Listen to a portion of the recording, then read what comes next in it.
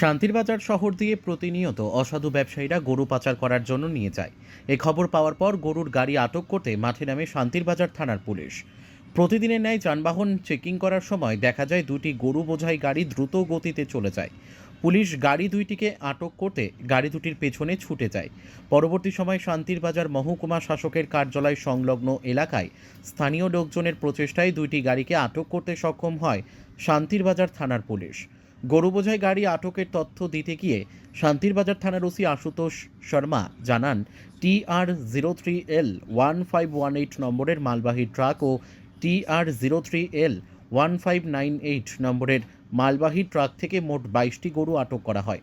Police এই ব্যাপারে হাতে একটি মামলা নেয় এবং এই গরুগুলো কিসের উদ্দেশ্যে এইভাবে নিয়ে যাওয়া হচ্ছে তার তদন্তে নেমেছেন। শান্তির বাজার মহকুমার লাউগাং এলাকার দুই গরু পাচারকারী প্রতিনিয়ত এইভাবে গরু পাচার করার জন্য নিয়ে যায় বলে অভিযোগ। এই গরুগুলো পাচার কাজে ওনাদের হাত রয়েছে বলে অভিযোগ উঠে আসছে শান্তির বাজার মহকুমাবাসীর পক্ষ থেকে। গোরক্ষায় এই ধরনের পাচার কাজ বন্ধ করতে সকলকে সচেতন হতে হবে। মহকুমাবাসী এইভাবে সচেতন হলে গরু পাচার কাজ বন্ধ করা সম্ভব হবে। শান্তির বাজার থানার ওসি আশুতোষ শর্মা জানান, ওনাদের এই ধরনের অভিযান প্রতিনিয়ত জারি থাকবে। ওসির এই ধরনের উদ্যোগকে সকলে সাধুবাদ জানিয়েছেন। অ্যাকচুয়ালি সন্ধ্যার দিকে আমরা যখন চেকিংয়ে আসলাম তখন দুইটা গরুর গাড়ি খুব স্পিডে আমাদের নাকা অতিক্রম করছে। আমাদের স্টাফও এটা আটকাতে পারছে না। তখন আমরা এটার পিছু পিছিয়ে গেছি।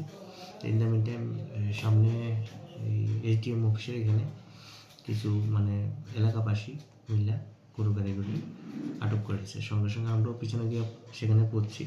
তারপরে সেই গাড়িগুলি আমরা ডিটেন করে থানাতে আনছি। আনার পরে দেখা গেছে যে দুইটা গাড়ির মধ্যে একটা number TR03L1598 Bolero mini truck, ওটার মধ্যে 12টা গরু পাওয়া গেছে। আর আরেকটা গাড়ি যেটা নাম্বার TR03L1518 বুলেরো, সেটাও মিনি ট্রাকই, তো এবং সেটার মধ্যে 10টা গরু পাওয়া গেছে। একসঙ্গে কইরা তারা খুব নৃশংসভাবে গরুগুলি নিতেছিল। তো সেই ব্যাপারে আমরা একটা মামলা নিতেছি, থানাতে রেজিস্টার করা হইব এবং কালকে অ্যাজ ইউজুয়াল আমরা কোর্টে সেগুলি প্রেরণ করব।